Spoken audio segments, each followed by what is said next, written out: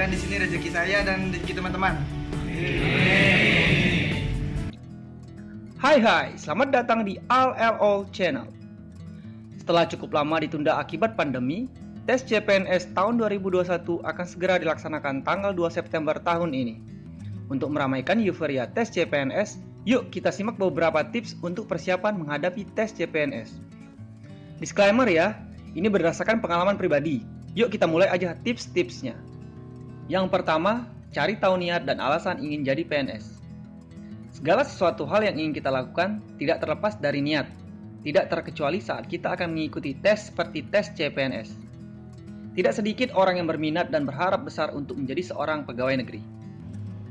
Tentu saja dengan beragam niat dan alasan yang berbeda-beda, mulai dari ingin mewujudkan cita-cita dan keinginan orang tua, ingin menjadi abdi negara, kepengen punya penghasilan yang stabil dengan uang pensiunan, atau hanya ikut-ikutan tren coba-coba daripada jadi pengangguran. Ada-ada aja nih. Niat yang baik tentunya akan menghasilkan sesuatu yang baik. Jadi sebelum memulai segala sesuatunya, niat adalah hal yang wajib kamu persiapkan dahulu untuk kemudian ikut jadi bagian dari peserta tes CPNS. Sedikit sharing pengalaman pribadi nih. Istri saya tahun 2019 lalu secara tidak sengaja dan tidak diniatkan sama sekali akhirnya coba-coba ikut tes CPNS. Awalnya cuma karena diajak teman-teman kantornya untuk ikut daftar. Pikir-pikir, ya udahlah iseng-iseng aja ikut buat ngeramein. Kalau lulus alhamdulillah, kalau enggak ya enggak apa-apa. Tapi enggak disangka, mungkin karena emang udah rezeki dan setelah melewati perjuangan panjang, rutin belajar setelah pulang dari kantor, bolak-balik ke kota tempat tes yang lumayan jauh, akhirnya istri lulus tes CPNS tahun 2019. Berawal dari iseng-iseng, terus diseriusin, memperbarui niat untuk membuat bangga keluarga, lalu kemudian Allah lancarkan perjalanannya. Alhamdulillah. Kalau kalian ditanya alasan mau jadi PNS, mungkin jawaban yang paling banyak adalah karena pekerjaan ini memiliki resiko kemungkinan di PHK paling kecil. Kemudian menerima gaji dan tunjangan yang sudah jelas setiap bulannya. Memiliki jaminan hari tua dan pensiunan. Jadi kamu nggak usah khawatir nggak ada pemasukan di akhir jabatan nanti. Apakah kamu punya alasan lain? Share di komen ya.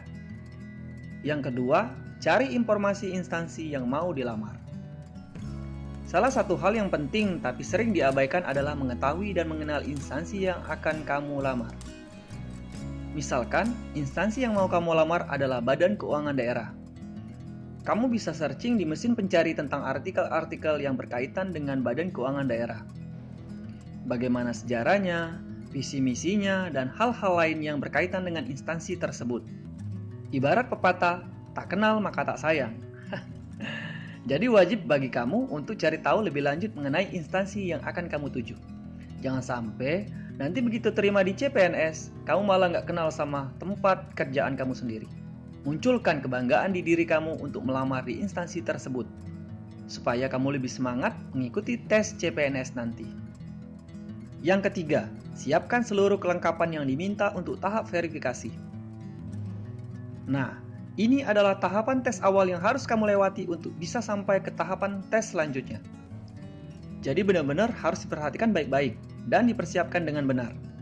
Kamu bisa pantau di web resmi instansi yang kamu lamar, berkas-berkas apa saja yang harus kamu siapkan. Ingat ya, persiapan ini udah harus kamu cicil dari awal pengumuman pemberkasan keluar di web resminya. Jangan mepet-mepet melengkapi berkas-berkasnya. Takutnya ada berkas yang salah upload atau bahkan lupa di-upload. Harus diingat, ini tahap penentu kamu bisa lanjut tes atau enggak. Jadi jangan asal-asalan. Nggak mau kan karena kesalahan yang kamu buat akhirnya berakibat nggak bisa ikut tes. Pastiin kamu melamar di jurusan yang sesuai dengan pendidikan kamu. Umur kamu tidak melewati batas umur yang ditentukan dan tidak memanipulasi berkas. Jangan coba-coba untuk edit-edit ijazah. Ganti-ganti nilai kamu di transkrip nilai. Karena pasti bakal ketahuan sama panitia seleksi. Jangan berbuat curang ya, kan mau jadi abdi negara. Sedikit sharing pengalaman teman. Mau tahu nggak? Dia gagal di pemberkasan karena apa? Karena menempel satu materai yang sama di setiap surat pernyataan yang diminta oleh instansi. Itu sampai nomor materai lo dicek sama panitianya. Jadi please ya, nggak usah aneh-aneh. Nggak apa-apa sedikit keluar uang untuk masa depan. Nggak akan rugi. Namanya juga lagi usaha, ya kan?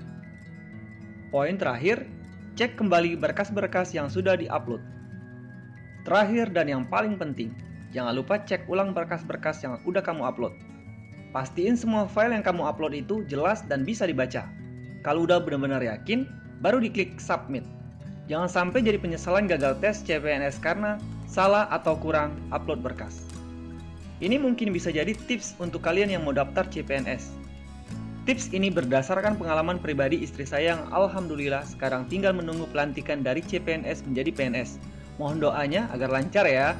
Jangan lupa perbaiki niat, berdoa, dan selalu positive thinking. Jadi tetap semangat ya teman-teman, semoga berhasil.